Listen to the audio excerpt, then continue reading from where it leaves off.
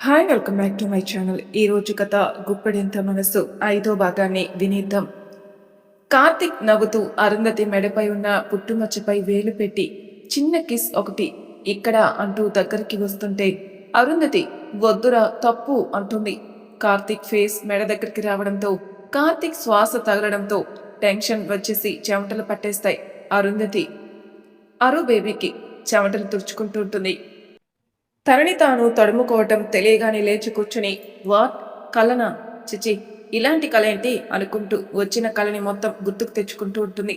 అంతా గుర్తుకు తెచ్చుకుని కల్లో అయినా అతను అంత ధైర్యంగా నా చున్నీ లాగిన మెలకువలేదు. అంతకు మించి వద్దురా అంత చొరవ ఏంటి నాకు, అసలు మా ఇద్దరి మధ్య రొమాన్స్ ఏంటి ఆ అని అరుస్తూ లేచి నించుంటుంది. తన కళలో చూసిన రూమ్ ఇప్పుడు తనున్న రూమ్ రెండు ఒకటే. దానితో అస్సలు ఇలా ఎలా బిహేవ్ చేస్తాడు అనుకుంటుంది. ఇంతలో తన అంతరాత్మ పోయి అడిగిరా ఇలా ఎలా చేస్తావని అని అరు చిచి ఇలాంటి కళని అతనికి చెప్పాలా అనుకుంటుంది. అతను కాదు కార్తిక్ మహదేవన్ తన పేరు అంటుంది అంతరాత్మ. నాకు తెలుసు బట్ అతనికి తెలియదు ఈ అరుంధతి భార్గవ్ గురించి అంటుంది అరు. చూస్తానులే నేను అంటుంది అంతరాత్మ కూడా. నువ్వు పో అని అరు అనుకుని డిస్కస్ ఆపి వెంటనే డ్రెస్ తీసుకుని స్నానం చేయాలనుకుంటూ వాష్రూంలోకి వెళ్ళిపోతుంది.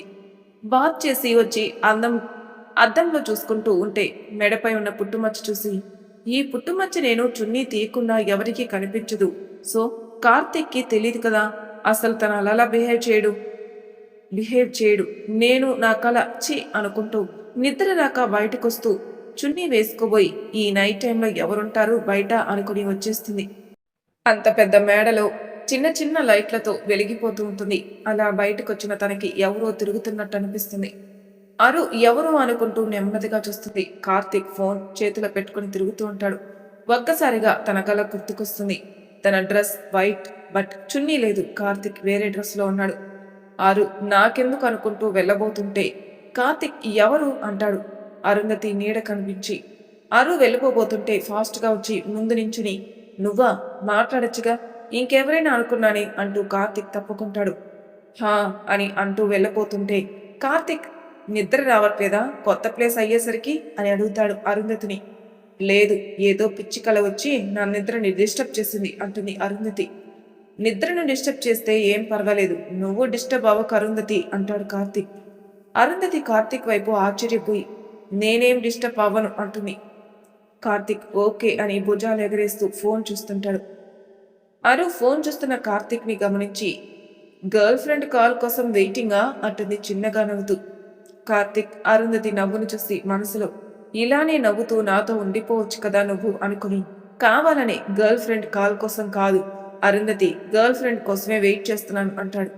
వాట్ ఈ టైంలో ఇక్కడికి ఎలా వస్తుంది, అందరూ నిద్రపోతున్న ఇంట్లో ఉన్నారుగా, ప్రాబ్లం అవ్వదా అంటుంది అరుంధతి. కార్తిక్ నవ్వుతూ తను నాకు తప్ప ఎవరికీ కనిపించదులే ఇంకేం ప్రాబ్లం ఉంటుంది అంటాడు. ఏంటి అలా ఎలా అసలు అని అడిగింది. అంటూ ఇంతకీ నీ గర్ల్ ఫ్రెండ్ పేరేంటి? శంకిని తన పేరు, బాగుందా అంటాడు కార్తీక్. అరుంధతి కళ్ళు పెద్దవి చేసి బాగుందా భయంకరంగా ఉంది అంటూ ఎందుకు అందరికీ కనిపించదు కార్తీక్, అదేమన్నా టెక్నికా అంటుంది. దెయ్యాలు అందరికీ కనిపించవు కదా, నేనంటే తన లవర్ని కాబట్టి కనిపిస్తుంది, అదే టెక్నిక్ ఇంకేం లేదు అంటూ నేను ఫోన్ చూస్తుంటాడు కార్తీక్. ఏంటి దెయ్యమా అంటూ చుట్టూ చూస్తూ అడుగుతుంది అరుంధతి. కార్తీక్ తలెత్తి భయంగా చుట్టూ చూస్తున్న అరుంధతిని చూసి లోపల నవ్వుకుంటూ హా ఈ పల్లెటూరులో అవన్నీ కామన్ కదా అంటాడు. కార్తీక్ అదృష్టమో అరు దురదృష్టమో ఆ టైంలోనే ఎక్కువ సౌండ్తో గాలి వీస్తూ వస్తుంది. ఆ గాలి చేసే సౌండ్ అండ్ ఆ గాలికి ఉయ్యాలు ఊగే సౌండ్కి అరుంధతికి భయం వేసి దెబ్బకి వెళ్లి కార్తీక్ చేతిని చుట్టేసి దెయ్యం వచ్చినట్టుంది అంటూ చుట్టూ చూస్తుంది. కార్తీక్ అరుంధతి కళ్ళ వైపే చూస్తుంటాడు. కళ్ళల్లో భయం స్పష్టంగా తెలుస్తుంటుంది. కార్తీక్కి అలా ఉన్న అరుంధతి ఇంకా అందంగా కనిపిస్తుంది. ఈ అరుంధతి గారు బయట ఎవరూ ఉండర్లే అని తన రూమ్లో చున్నీ వదిలేసింది. ఇప్పుడేమో అలానే వెళ్లి కార్తీక్ చేతిని చుట్టేసి పట్టుకుని భయంగా చూస్తుంది.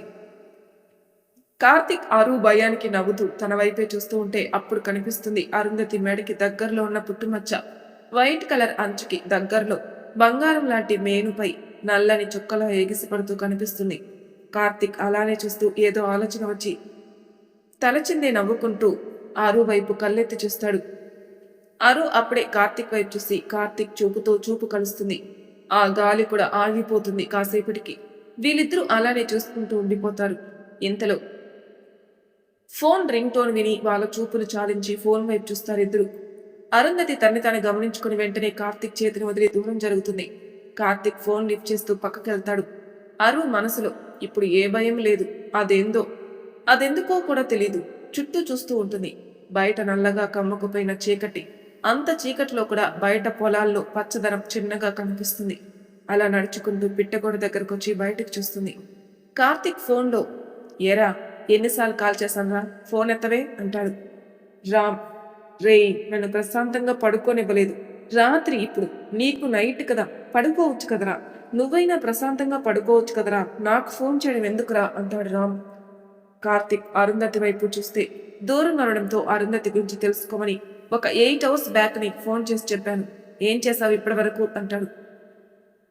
రామ్, కంపెనీకి వచ్చాక మీటింగ్ జరిగితే ఇప్పటి వరకు అక్కడే ఉన్నాను రా బాబు, అందుకే లిఫ్ట్ చేయలేదు. ఇప్పటి నుంచి అదే పనిలో ఉంటాను. బట్ నాకు తెలియని అరుంధతి ఎవరసలు అంటాడు. రామ్, తను ఎవరికి తెలీదు మ్యాక్సిమం, ఎందుకంటే మన బాస్ బి బ్లాక్ వాళ్ళని ఎందులోనూ ఇన్వాల్వ్ చేయడు. సో ఆ బ్లాక్ లో వాళ్ళెవరూ మనకి తెలియదు అంటాడు కార్తీక్.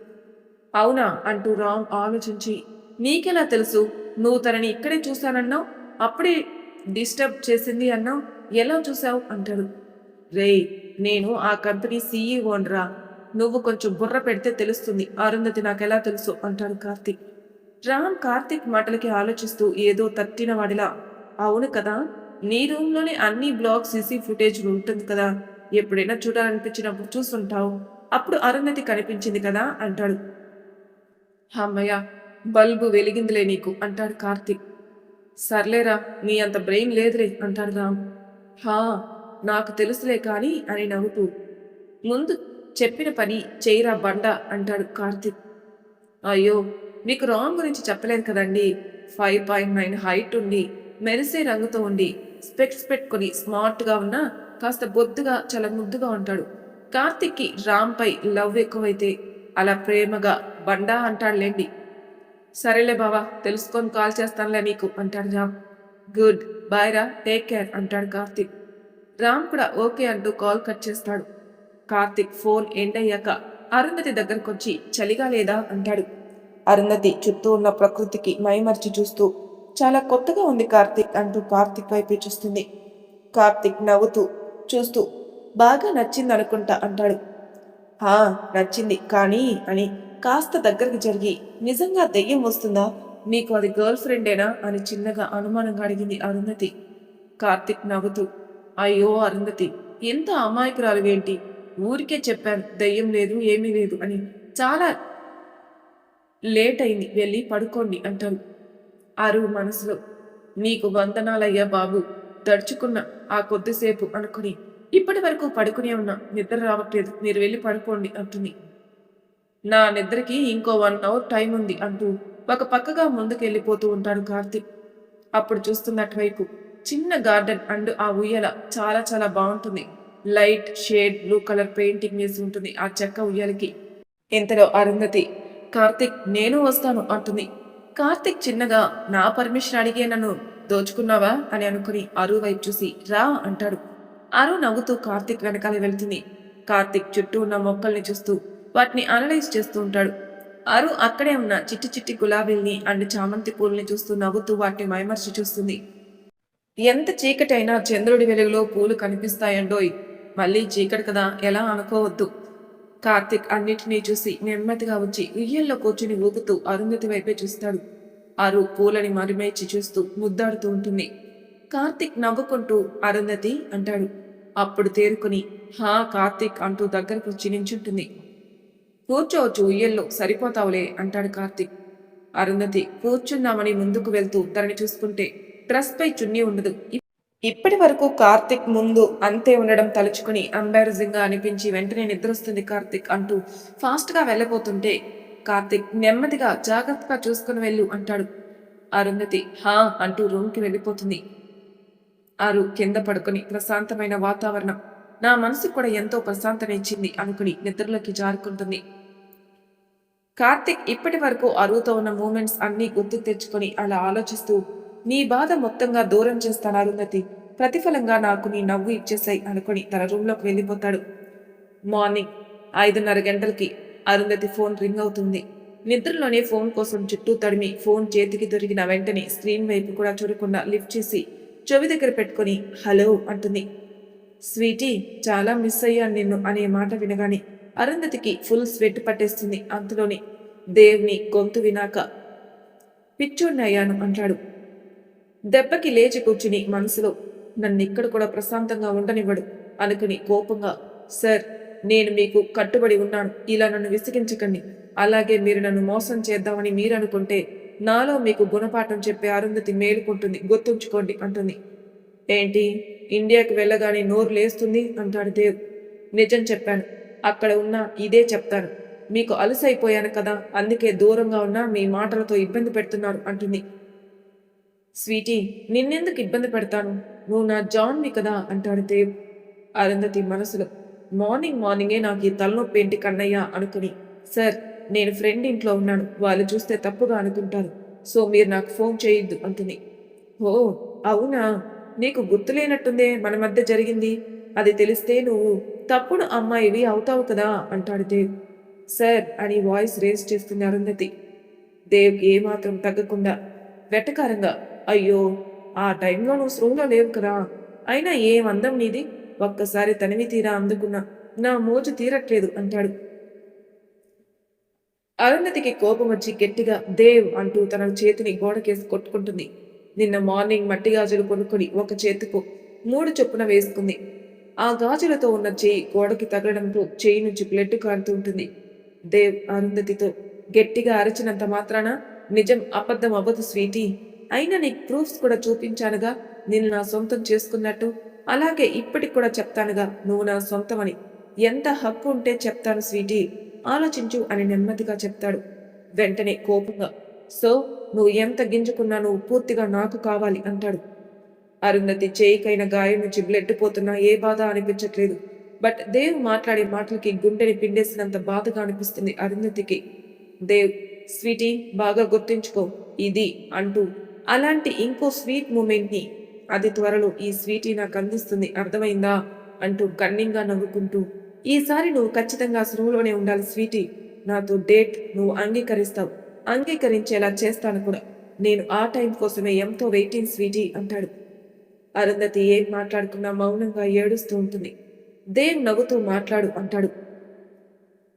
అరుంధతి మనసులో కంట్రోలరు అనుకుని దేవ్తో, సార్, ఆల్రెడీ చెప్పానుగా నేను, నన్ను దక్కించుకోవడం మీకు నిమిషంలో పని, అది మీకు తెలుసు, నాకు తెలుసు, బట్ నేను కోరుకున్నది నెరవేరి నా కళ్ళ ముందుకు వచ్చి చేరిన రోజు నేనే మీ దగ్గరికి వస్తాను అని ఎంతో బాధగా చెప్తుంది.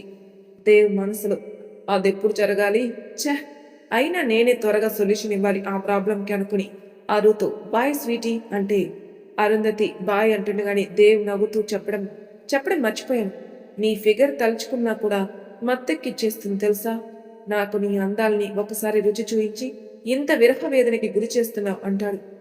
అరుంధతికి మనసులో చీ అనిపించినా ఏమీ మాట్లాడలేక విరక్తిగా నవ్వుకొని బాయ్ అని కాల్ కట్ చేస్తుంది. దేవ్ ఫోన్ కట్ చేసి ఈ మాత్రం చాలు నిన్ను ప్రశాంతంగా ఉండనివ్వకుండా చేయడానికి అనుకుని తన వర్క్ తాను చేసుకుంటుంటాడు. అరుంధతికి కన్నీళ్లు ఆగకుండా వస్తుంటాయి. వైట్ చుడిదార్ అవడంతో హ్యాండ్ నుంచి బ్లడ్ కారి డ్రెస్ పై పడుతూ ఉంటుంది. అరుంధతికి కొన్ని సంఘటనలు కళ్ళ ముందు మెదిలి మనసు ఉక్కిరి బిక్కిరి చేస్తుంటాయి. మరి తెరవై భాగంలో ఏం జరుగుతుందో నెక్స్ట్ ఎపిసోడ్లో తెలుసుకుందాం. అంతవరకు నా ఛానల్ సబ్స్క్రైబ్ చేయని వాళ్ళు ప్లీజ్ సబ్స్క్రైబ్ చేసుకోండి. లైక్ చేసి షేర్ చేయండి. మీ అభిప్రాయాలను కామెంట్ రూపంలో తెలియజేయండి. Thank you for listening.